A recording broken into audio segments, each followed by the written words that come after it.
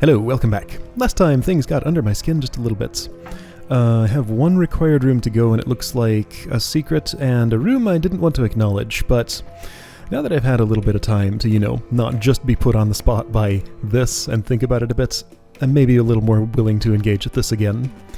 So at the risk of ruining my mood, let's step into this room again. So this is actually fine. There's a way to deduce this. So what this tells me, there's actually some very valuable information here. Wait a second, this is 6x6. This is not 5x5. Okay, so it's a big one. What this tells me is that this grid is 18 steps away from a solution. Oh, I was thinking this was 5x5. Therefore, by lights out rules, to solve any puzzle, you toggle every position either 1 or 0 times. Like, if the board is solvable, there is no meaning to toggling something twice, because it just undoes itself. So what I had been thinking was that, since this was 5x5 in my mind, I could do this to invert the state of the puzzle, and turn it into something that was 7 steps away from the solution.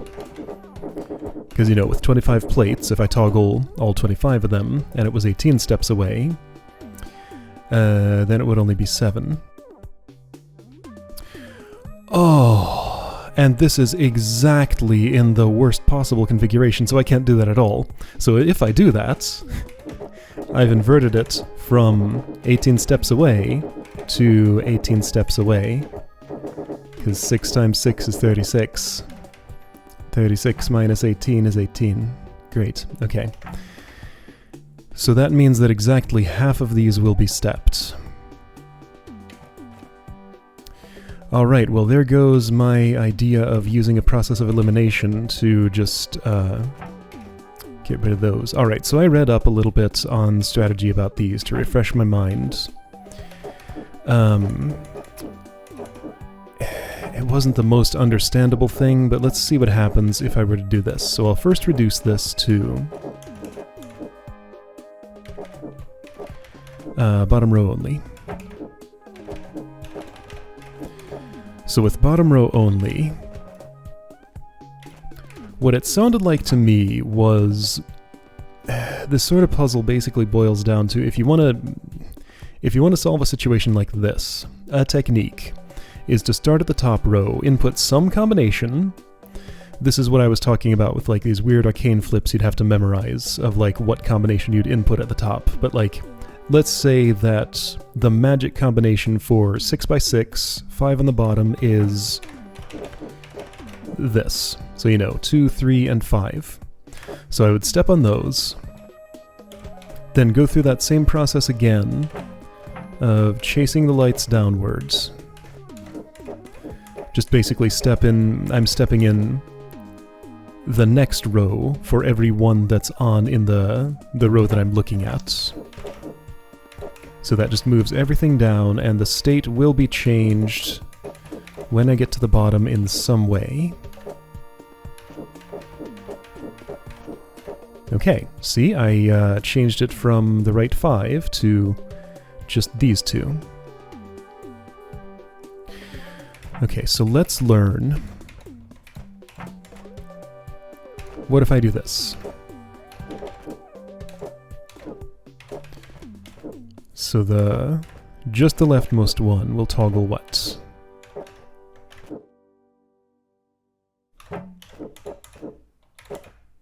I think I solved it. Okay. Alright, so what I can do then... Let's make sure this is actually a full solution. There's no weird trickery to it or anything. Okay, I stab the evil eye and I can get back out. Alright, so what I can do with this then...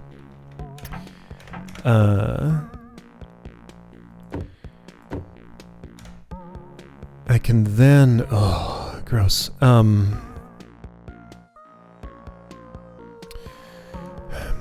I could note how many plates I stepped on, and everyone that has an odd number of toggles would get 1, and everyone that has an even number of toggles would get 0.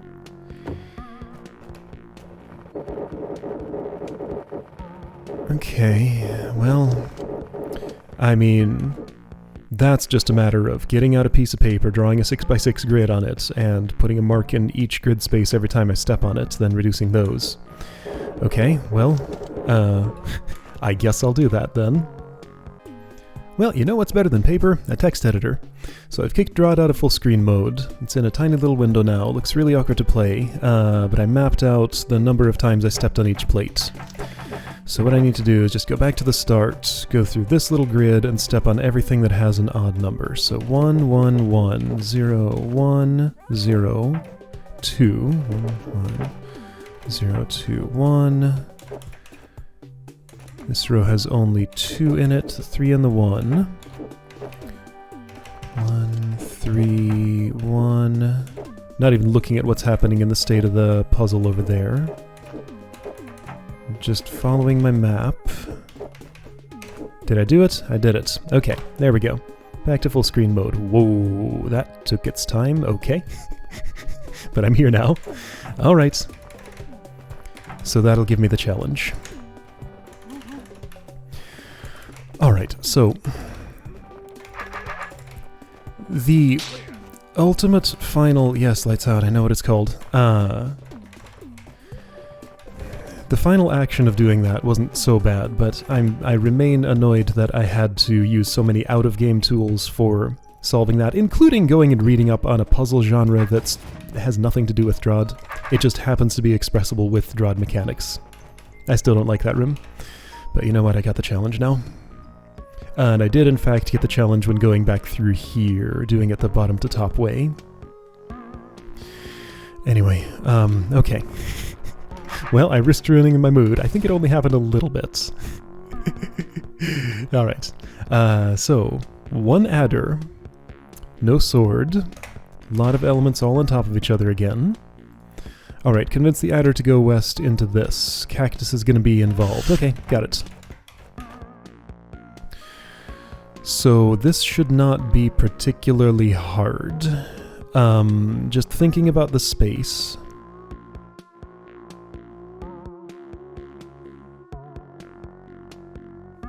Pretty much want you to slither this way and up here. And why does this not have a grid?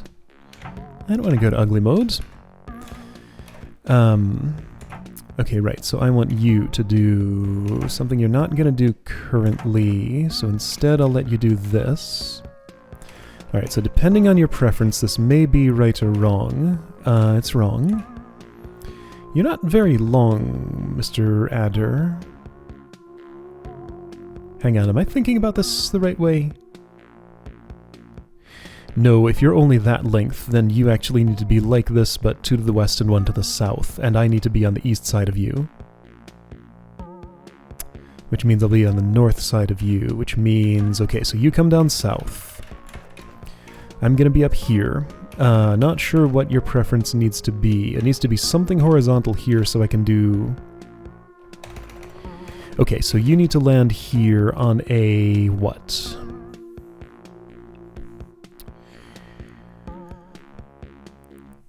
Like, I'd make this move, you'd go there. I'd wait, you'd go there. I'd make this move, you'd go there. You'd be forced to make a west move, and I'd step there, then I'd be there behind your head. Okay, so you just need 3 horizontal moves here. So if I can delay you by 4 or something around there, it would be fine. Problem is, then you become horizontal with that. Okay, so let's try instead delaying you less. Are you horizontal enough for this? Well, not... that's not what I want. Alright, so come over here then. Alright, vertical, that's what I want. Let's have you over here a little more, maybe. Yeah, I think this'll feel good. Do I really? No, this doesn't look right. Alright, so as far south as you can go.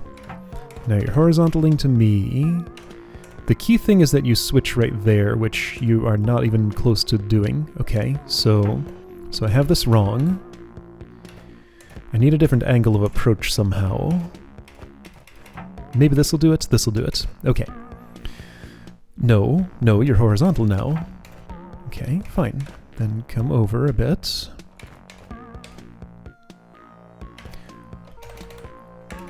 So yeah, use up your vertical turns here.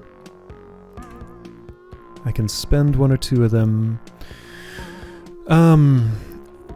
There are probably some of you who may be watching this who were not around when I was learning how serpent movement works. Maybe I should give a primer given how much serpent manipulation there is in this holds. Oh, exit level, right. Next time I see one, I'll explain what's going on. Well, this is not a good place for explaining.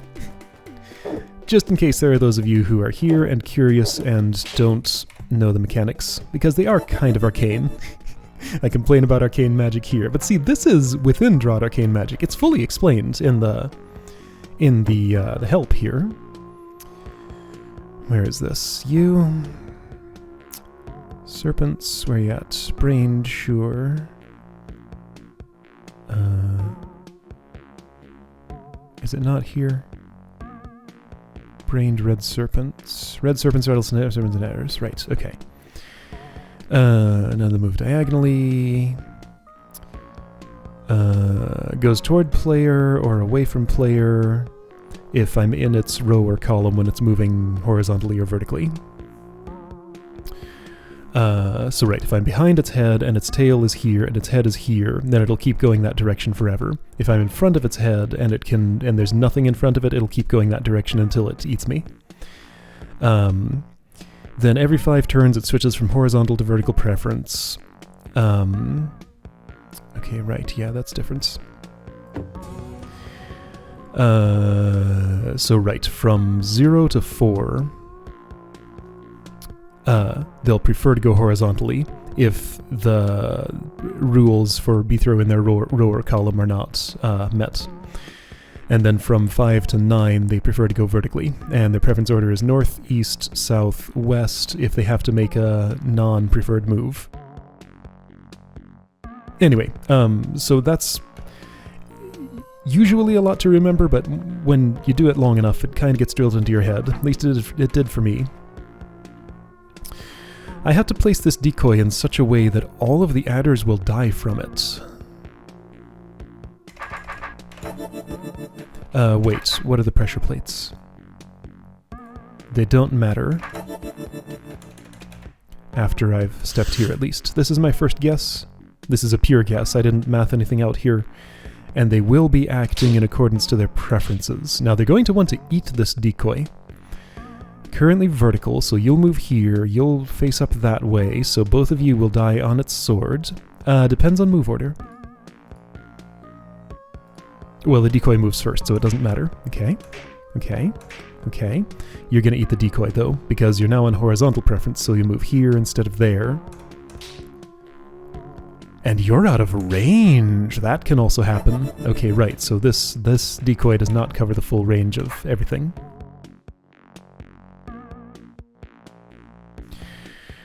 Okay. Now, I could do the same thing on a different movement preference. Or I could do something in a different place. Now, the safest place for a decoy would be a southwest corner, because serpents hate moving west.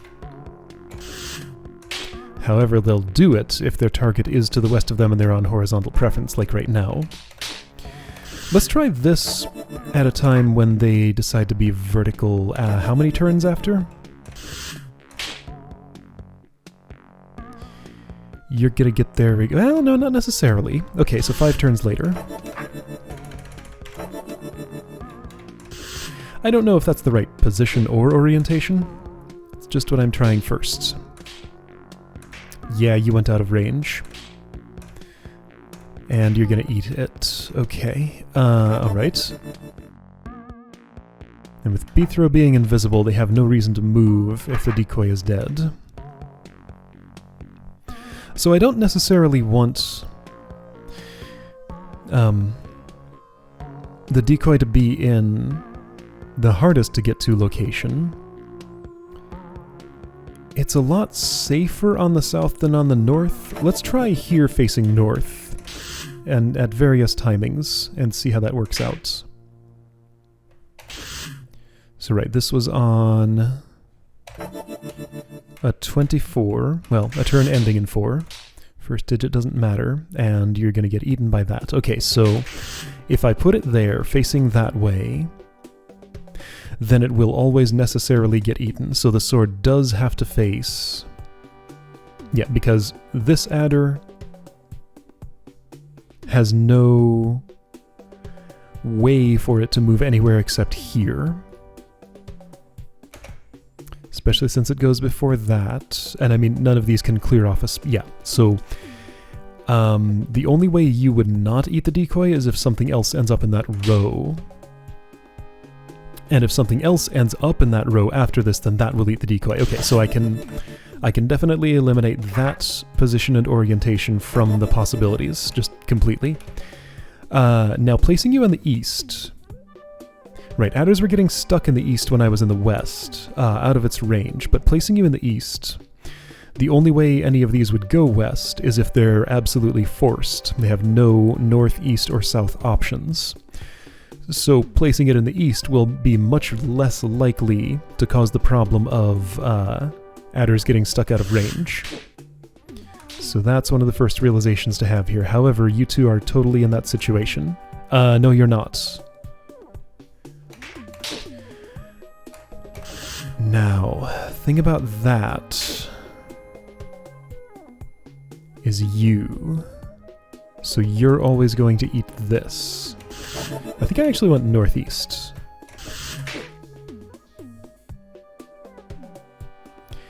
But how would I not get eaten by this?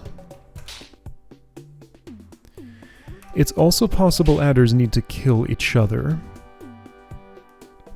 But even if that's the case, the last one will still have to be killed by the decoy. Okay, so let's try this with some different timings. No, I mean, you still basically have just the one route directly to eating that. Oh, well, that happened. It's not better, but it does mean that somebody else eats the decoy.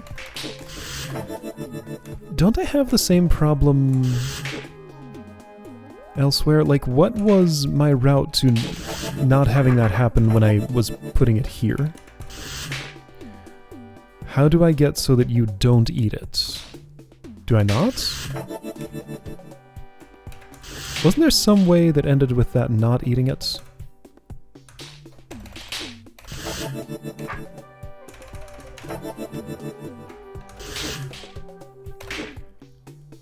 Yes, how? Ah, because you were on... Okay, so this is an important realization. Alright, so I think this cuts out the east options, actually. Because... Well, no, you'll both be in the same situation if you're both going to go east. Okay, so here's my conflict. My conflict is... No matter what the adder preferences are, the state of... No, hang on. Okay, so 2 of them die. Which ones? I guess number 3 dies.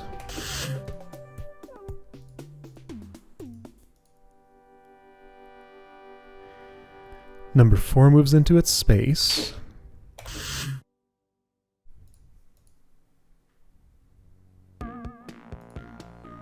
Number 8 dies. Number 9 moves into its space. Yeah, so no matter where I put the decoy, the state of these 4 outer adders after the first thing is known. It will always be exactly this, because that's their only possible option. Unless...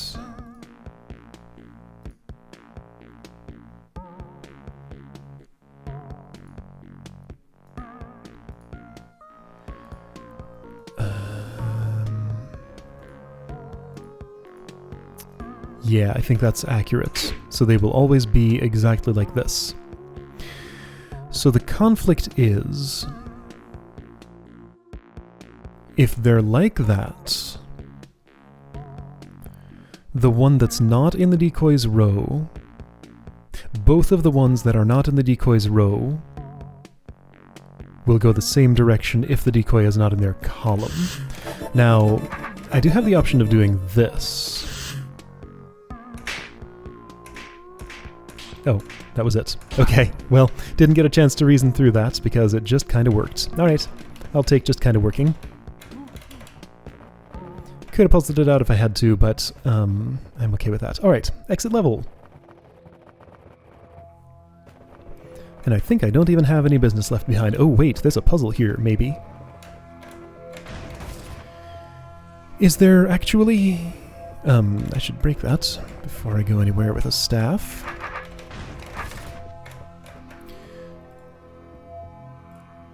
Right, so I don't need that, I just need somebody to step there. It can be B-throw, it will be B-throw. Oh wait, this is not actually a big deal. I just do that, and that.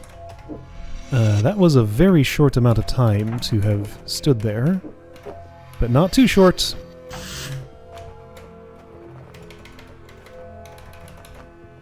Awesome, looks like I found the green key. Okay, green key acquired. Oh, that's all three, isn't it? Yes, I believe so.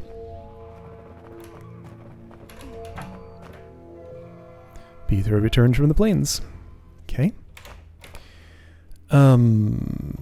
Okay, so what's what here? This is nothing. This has scrolls. Right, this was hold start, so Skrekengard is actually where I'm going now, right? Because I have all the keys. Clank.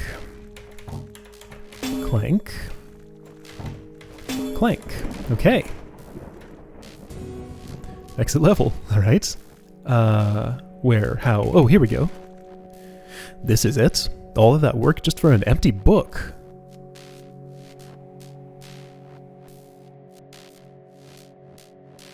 Time's passing. Okay, I guess I finished the hold. Alright. I missed one secret. B-throw reluctantly trudged back to Orm. He gave the book to the contract giver, who was, for some reason, grinning. B-throw, he said. I am the chef you seek, but I needed proof you were willing to dedicate some serious time to the art of burgers.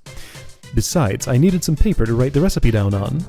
And with that, he handed B-throw the secret to Succulent roach burgers. B-throw took it, feeling rather flustered, and muttered, "Thank you," to the man before returning home. Okay. So first of all, challenges. I did get them all. Second of all, secrets. This is green. Oh, because it's a map. Huh, okay.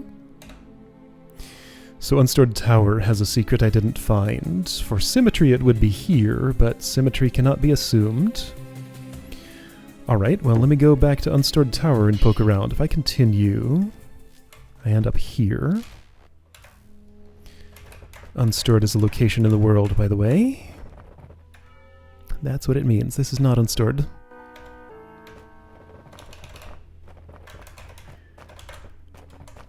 In Sudgard, I guess. Alright, let me find that crack.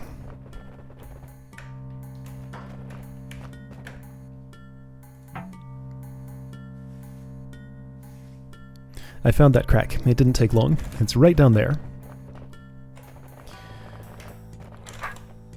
Pretty sure I haven't opened this. And yeah, no symmetry. That's fine. Okay. Is this a variation on something I've seen? It feels familiar. Yeah, like this. Well, it's not easy to see what the difference is. I'd have to restore... Yeah, no, this is familiar. Were these rattlesnakes before or something? Okay, so anyway, right, my controls here are... I can unbrain. I suspect I don't want to. I can step on that... Right, now that's a temporary unbraining. I probably don't want to let a serpent die in the roach chamber. like was going to happen. So right, I can stealth, I can brain, and I can unbrain. Those are my 3 states. I can't go straight from... Well, yeah, I don't have fully free reign between the 3. Well, yeah, I kind of do, because stealth... Yeah, I can toggle between those. Alright, so what was the idea for this again? Sure, show me how this worked. So 4 serpents instead of 1 is the difference. So I pushed the roach all the way up there, had a big long serpent do that.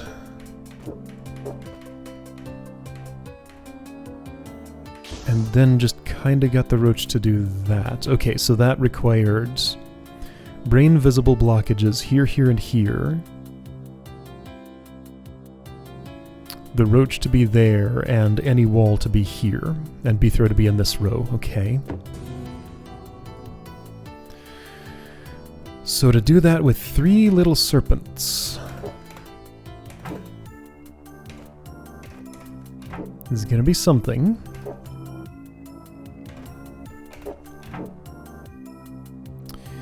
I mean, sure, I can first unbrain to get the roach all the way up there. It's a start. But it's going to be brained at the time. Maybe I can just, like, build a roach cage out of serpents way up here. That sounds close to plausible. Alright, let's take horizontal.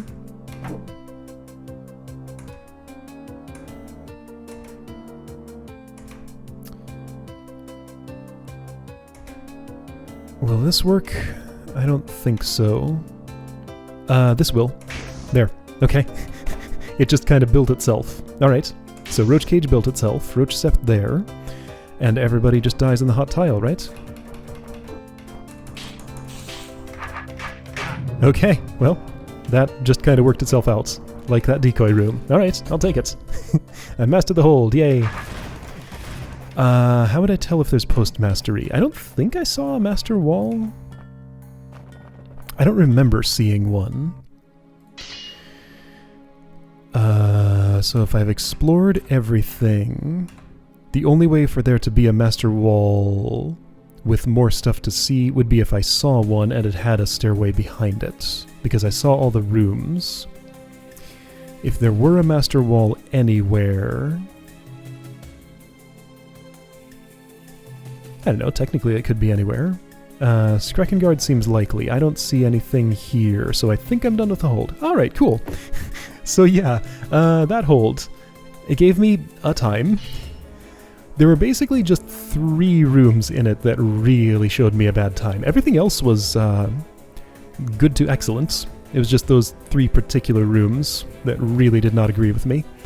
But yeah, overall I'm pretty glad I played this. Yeah, like, I'm okay with having a little bit of aggravation in a hold that's otherwise this good, because one person's aggravating puzzle is another person's, you know, pleasant thing.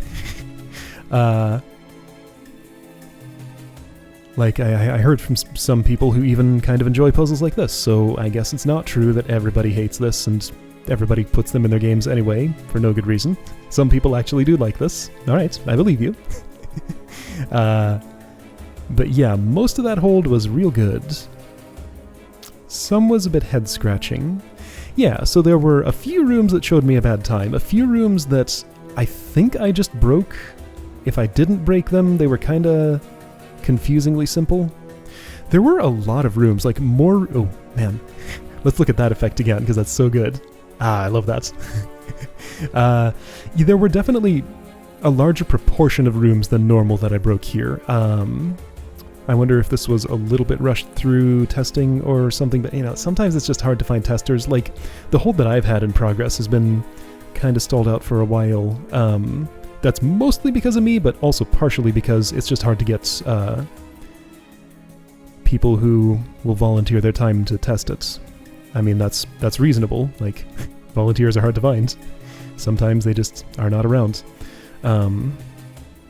Anyway, cool. Yeah, this hold was fun, and I'm done with it now. I'll see you again for another one someday.